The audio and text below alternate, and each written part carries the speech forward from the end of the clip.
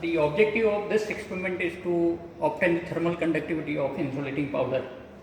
And once you are clear with this experiment, instead of insulating powder, you can use any material in this experimental setup and you can get the thermal conductivity of that material.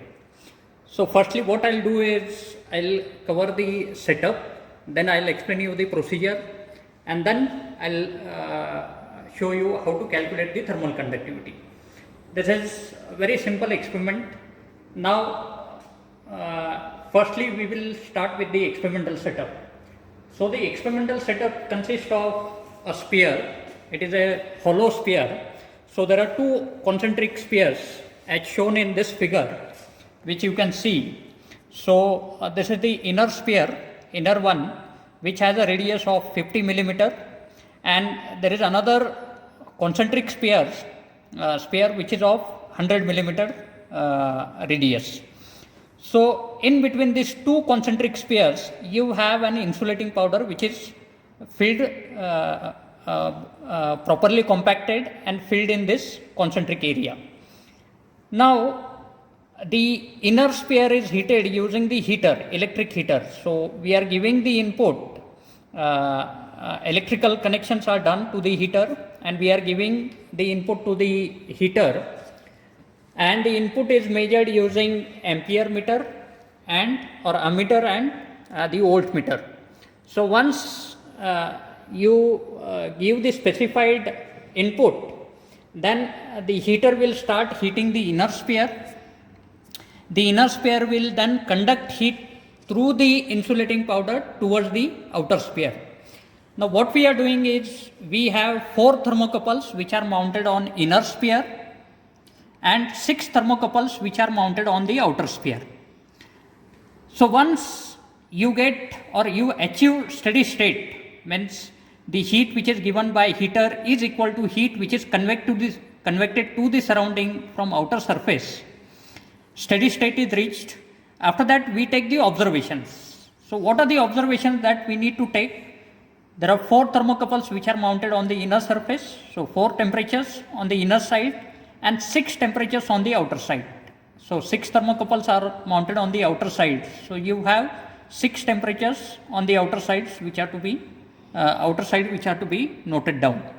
So once you note down this 10 temperatures, 4 plus 6, you need to get the average of inner temperatures and average of outer temperatures.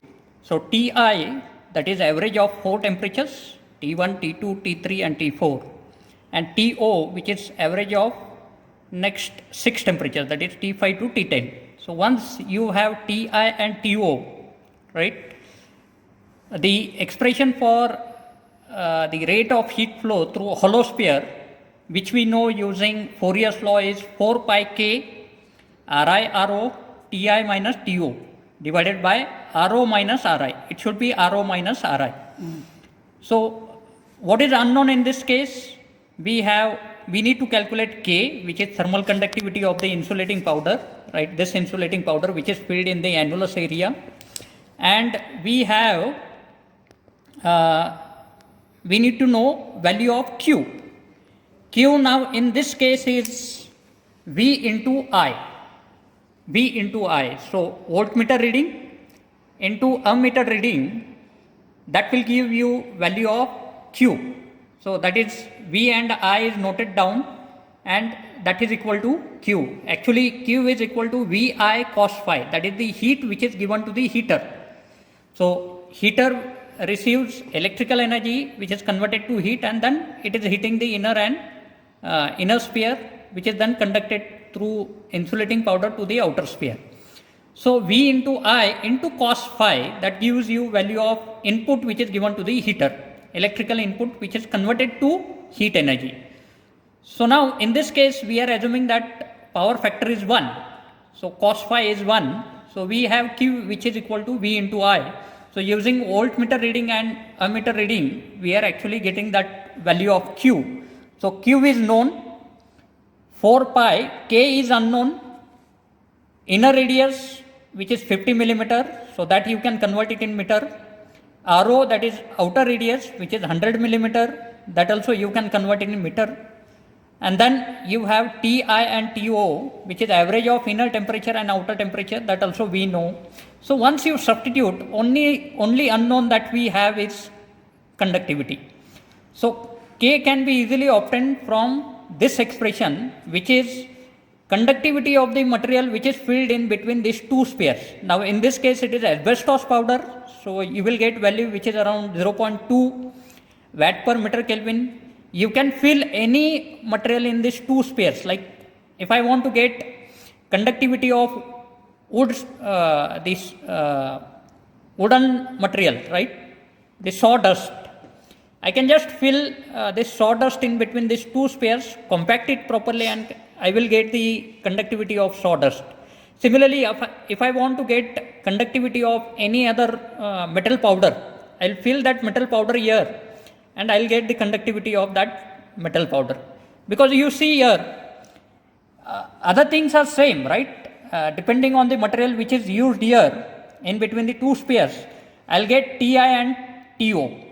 And Ri, Ro, right? Then value of Q, that depends on voltmeter and ammeter reading. So only unknown which I have in this equation is the conductivity. So this experiment, which consists of a sphere, right? This is outer sphere. Similarly, you have an inner sphere, and inside you have heater. So this experimental setup can be used for obtaining conductivity of any powdered material, right? So the objective of this experiment, which I told you earlier, was to obtain thermal conductivity of asbestos powder, but it can be used for any other powdered material. And once you know this experiment properly, right? If you understand this experiment properly, you can use it for getting the conductivity of any material which is sandwiched in between these two spheres. Thank you.